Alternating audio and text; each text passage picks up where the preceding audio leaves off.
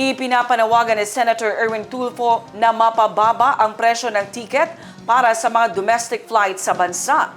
Ang news now mula kay Marcos Uy. Nanawagan si Senator Erwin Tulfo sa Department of Tourism upang paigtingin pa ang ginagawa nito para mapababa ang presyo ng mga tiket sa mga domestic flights sa bansa ayon sa ibinahaging impormasyon ng Radyo Pilipinas. Sinabi ng mababata sa report, ito ay para makasabay umano ang Pilipinas sa mga kalapit bansa natin sa Southeast Asia na nakaranas ng pagtaas ng bilang ng mga international tourists.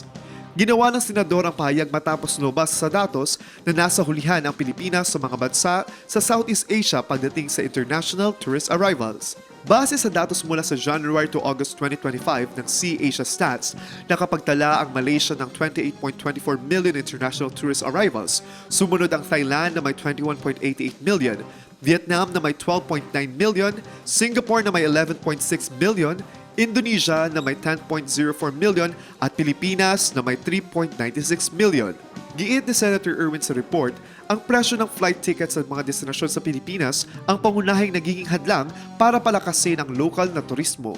Ayon sa report ng Radyo Pilipinas, bukod sa pag-aalok ng mas murang presyo sa mga domestic destination, inirekomenda rin ng mambabatas ang paglikha ng direct flights sa iba't ibang probinsya sa bansa at ang mga mas malawak na promotion ng mga tinaguriang underrated sa lalawigan ng Pilipinas tulad ng Marinduque at iba pa. Marcos Uy, iMinds, Philippines.